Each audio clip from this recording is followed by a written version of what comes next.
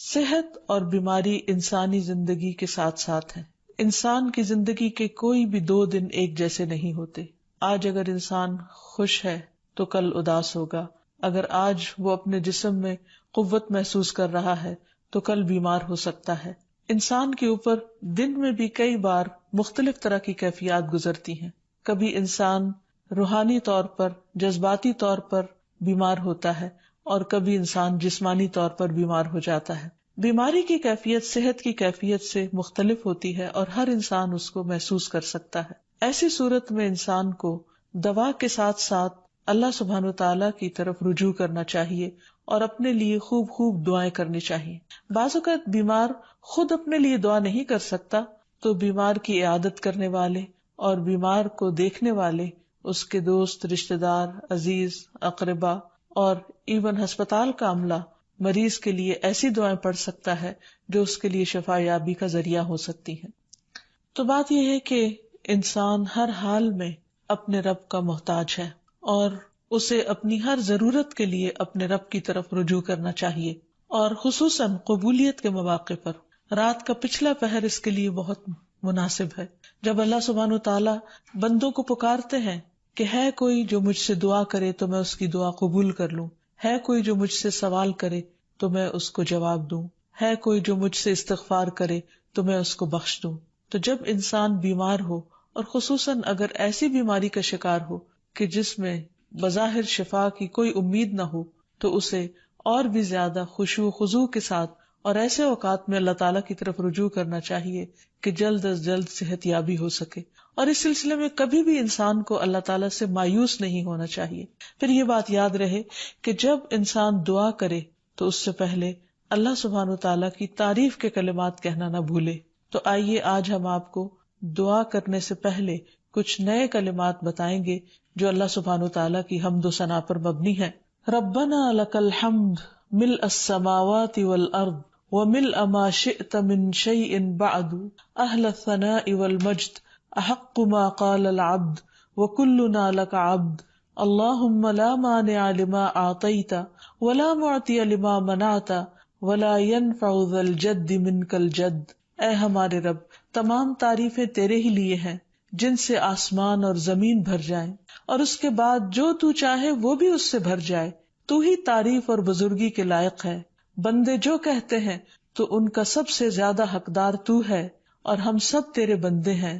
اے اللہ، جسے تو عطا کرنا چاہے اس سے کوئی روک نہیں سکتا، اور جسے تو نہ دینا چاہے اسے کوئی دے نہیں سکتا، اور کسی مرتبے والے کی بزرگی تیرے سامنے کوئی فائدہ نہیں دے سکتی. یعنی اللہ سبحانہ وتعالیٰ کے علاوہ کوئی بھی اور ایسا نہیں ہو سکتا جو انسان کی مشکل کو آسان کر سکے.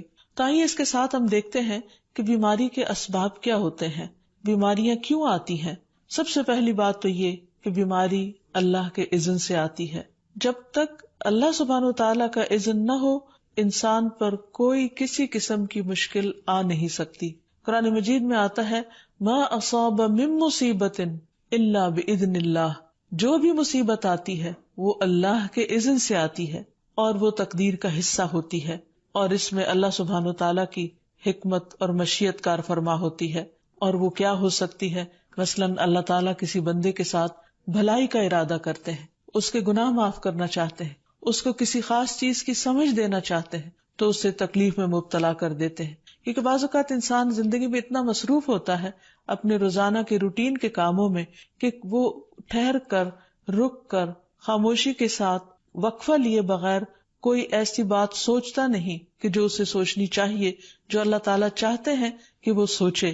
تو جب انسان بیمار ہو جاتا ہے تو ایک اور کنڈیشن میں آ جاتا ہے، وہ آرام کی کیفیت میں آ جاتا ہے. ایسی صورت میں انسان کو وہ باتیں بھی سوچنے کا موقع مل جاتا ہے جو عام طور پر وہ نہیں سوچتا.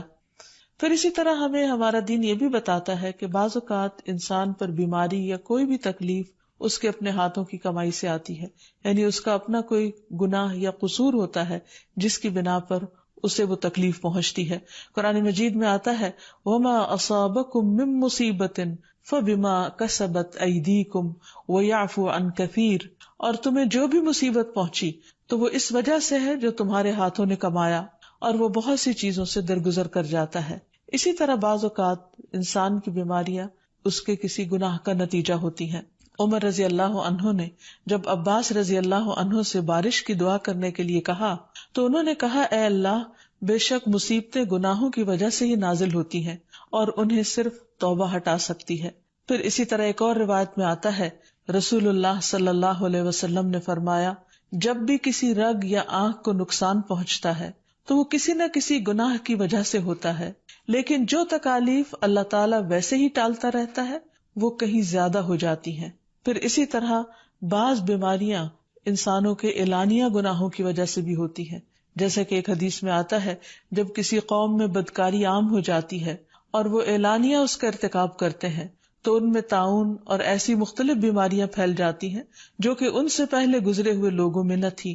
ابو امامہ باہلی سے روایت ہے کہ نبی صلی اللہ علیہ وسلم نے فرمایا، جس بندے کو بھی بیماری سے پچھاڑ دیا گیا ہو تو اللہ تعالیٰ اسے جب بیماری سے اٹھاتا ہے تو وہ پاک ہوتا ہے۔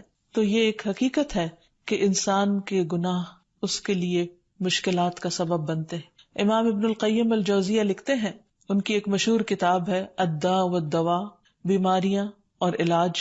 اس میں وہ کہتے ہیں کہ کوئی بھی گناہ ایسا نہیں کہ جس کے اثرات نہ ہوں۔ انسان سے چھوٹی یا بڑی جو بھی کوئی غلطی صادر ہوتی ہے اس کے نتیجے میں کچھ نہ کچھ اثرات اس کی زندگی پر ضرور پڑتے ہیں۔ ہاں، اگر اللہ تعالیٰ معاف کر دے تو وہ اور بات ہے، ورنہ ہر گناہ کی ایک تاثیر ہوتی ہے، اور ان تاثیرات میں سے ایک چیز یہ ہے کہ انسان مختلف قسم کی بیماریوں میں مبتلا ہو جاتا ہے۔ اسی لیے ہم دیکھتے ہیں کہ جب انسان بیماری میں مبتلا ہوتا ہے تو اللہ تعالیٰ اس بیماری کو اس کے گناہوں کا کفارہ بنا دیتے ہیں۔ جیسے حدیث میں آتا ہے کہ جس مسلمان کو کانٹا چبھے یا اس سے زیادہ کوئی تکلیف پہنچتی ہے تو اللہ تعالیٰ اس کے ذریعے اس کے گناہوں کو اس طرح دور کر دیتا ہے جس طرح درخت سے اس کے پتے جھڑتے ہیں۔ تو اس سے ہمیں یہ پتہ چلتا ہے کہ بیماریوں کے آنے کے مختلف اسباب ہوتے ہیں۔ بیماری بہرحال جس بھی وجہ سے آئے، لیکن اصل چیز دیکھنے کی یہ ہے کہ مومن کا رویہ کیا ہے۔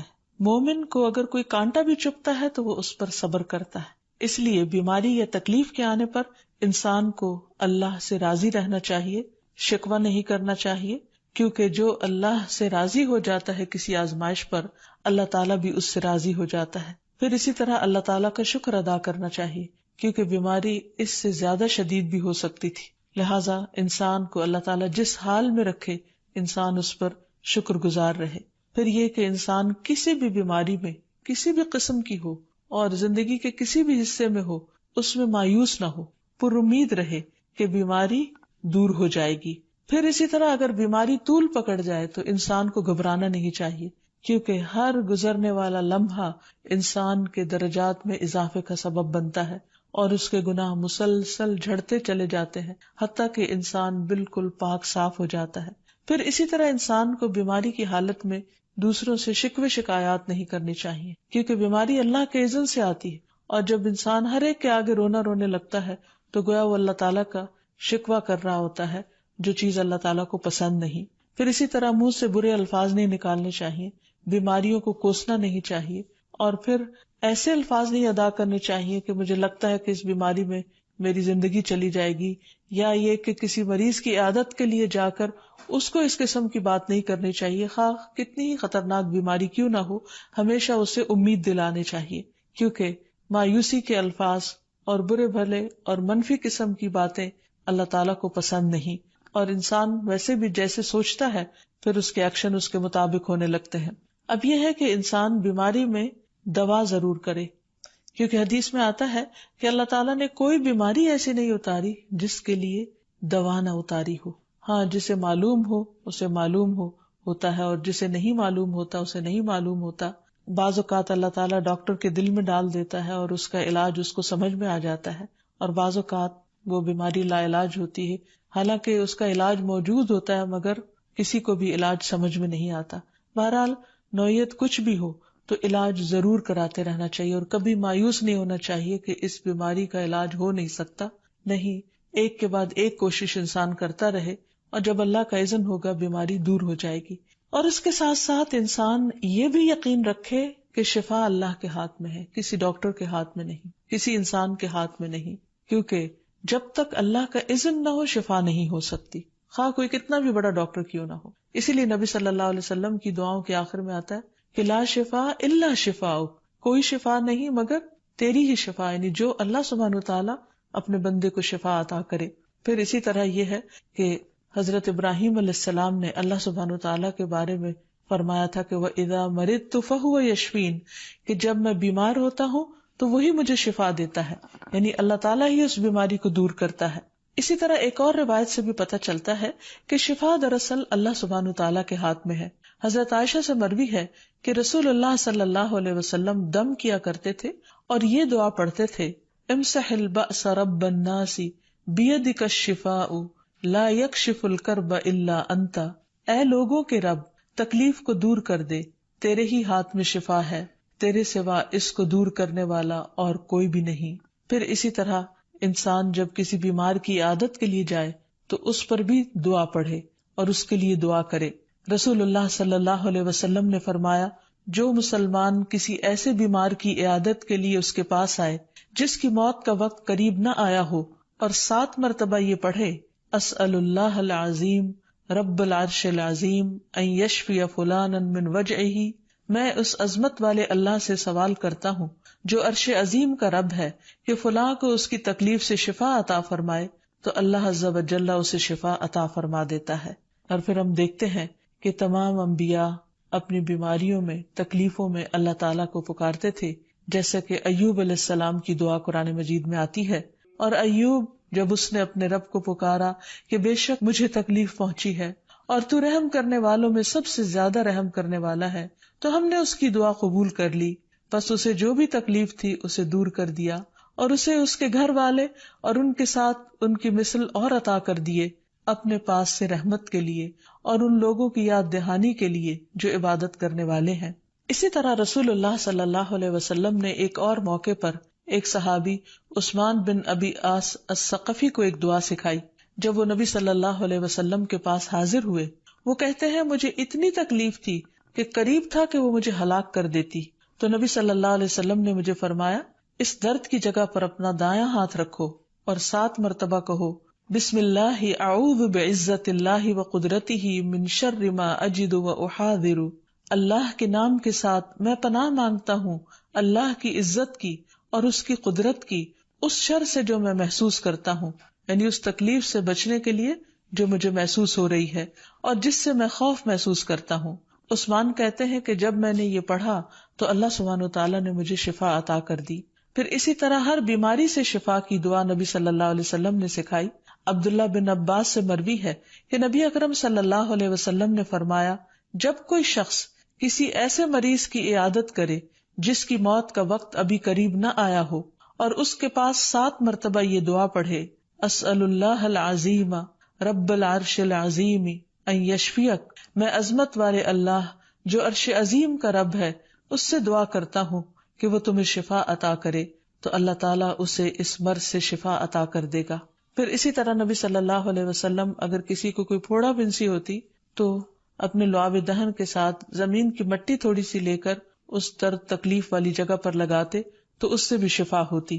حضرت عائشہ کہتی ہیں کہ جب کسی انسان کے عضو میں کوئی تکلیف ہوتی، پھوڑا یا زخم ہوتا، تو نبی صلی اللہ علیہ وسلم اپنی انگلی اس طرح رکھتے، اور سفیان جو راوی ہیں انہوں نے اپنی شہادت کی انگلی زمین پر رکھی، پھر اسے اٹھا کر فرمایا، بسم اللہ تربت اردنا بریقت بعدنا لیشفى به سقیمنا باذن ربنا، اللہ کے نام کے ساتھ ہماری زمین کی مٹی ہمارے رب کے حکم سے ہم میں سے بعض کے تھوک کے ساتھ ہمارے بیمار کو شفا دی جائے۔ یعنی لعاب دہن کا اپنا ایک اثر ہوتا ہے، اور لعاب دہن جو ہے ایک طرح سے دوا کا کام کرتا ہے، اور اللہ کا نام لے کر جب لعاب دہن لگایا جائے تو شفا ہوتی ہے۔ جیسے کہ ایک اور موقع پر نبی صلی اللہ علیہ وسلم نے ایک جلے ہوئے مریض کے اوپر یہی دعا پڑھ کر لعاب دہن لگایا تو اللہ تعالیٰ نے اس مریض کو شفا یاب کر دیا، اور وہ دعا تھی، اذہب البأس رب الناس واشف انت الشافی لا شفاء الا شفاؤک شفاء لا یغادر سقما۔ پھر اسی طرح ایک موقع پر ایک قبیلے کے سردار کو جب بچھو نے کاٹ لیا اور اس کے جسم میں زہر پھیل گیا تو ایک صحابی نے سورۃ الفاتحہ پڑھ کر اس پر دم کیا تو اس سے اس کو شفا ہو گئی، اور یہ بات جب نبی صلی اللہ علیہ وسلم کو بتائی گئی تو آپ اس پر خوش ہوئے۔ اور سورۃ فاتحہ سب لوگوں کو آتی ہے، اسی لیے اس کا نام سورۃ الشفا بھی ہے، کیونکہ یہ بیماری میں بطور علاج پڑھی جاتی ہے مریض پر. مریض خود بھی پڑھ سکتا ہے اور اس کے اٹینڈنٹس بھی اس پر پڑھ سکتے ہیں. حضرت علی رضی اللہ تعالیٰ عنہ کہتے ہیں کہ نبی صلی اللہ علیہ وسلم کو بچھو نے ڈس لیا اور آپ نماز پڑھ رہے تھے. جب آپ نماز سے فارغ ہوئے تو آپ نے فرمایا اللہ تعالیٰ بچھو پر لعنت کرے، یہ نہ نمازی کو چھوڑتا ہے نہ کسی اور کو. پھر آپ نے پانی اور نمک منگوایا، آپ اس پر ملتے جا رہے تھے اور یہ صورتیں پڑھ رہے تھے قل یا ایھا الکافرون وقل اعوذ برب الفلق اور قل اعوذ برب الناس. تو یہ بھی ایسے مواقع پر پڑھی جا سکتی ہیں.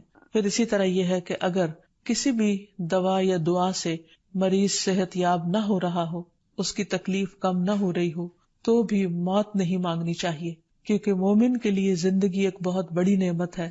وہ جس بھی حال میں گزرے بہرحال وہ اسے آخرت کمانے کا ذریعہ بنا سکتا ہے. یعنی اگر وہ تکلیف میں اس کی زندگی گزر رہی ہے اور اس پر وہ صبر کر رہا ہے اور اللہ کو یاد کر رہا ہے تو اس کے بے پناہ درجات بلند ہونے کا ذریعہ ہے. یعنی یہ بیماری اس کے لیے بلندی درجات کا ذریعہ بن جاتی ہے. اس لیے کبھی بھی موت نہیں مانگنی چاہیے. ہاں اگر تکلیف حد سے بڑھ جائے تو انسان یہ دعا مانگ سکتا ہے اللہم احینی ما کانت الحیات خیرا لی وتوفنی اذا کانت الوفات خیرا لی. اے اللہ جب تک میرے لیے زندگی بہتر ہو مجھے زندہ رکھ، اور جب میرے لیے وفات بہتر ہو تو مجھے وفات دے دے. تو اللہ تعالیٰ سے دعا ہے کہ اللہ تعالیٰ تمام بیماروں کو صحت اور شفا عطا فرمائے اور ہمیں بیماری اور آزمائش کے موقع پر اپنی طرف رجوع کرنے کی توفیق دے اور ہر طرح کے شرک اور ایسے کاموں سے بچائے جو اس کو ناراض کرنے والے. وآخر دعوانا ان الحمد للہ رب العالمین. السلام علیکم ورحمۃ اللہ وبرکاتہ.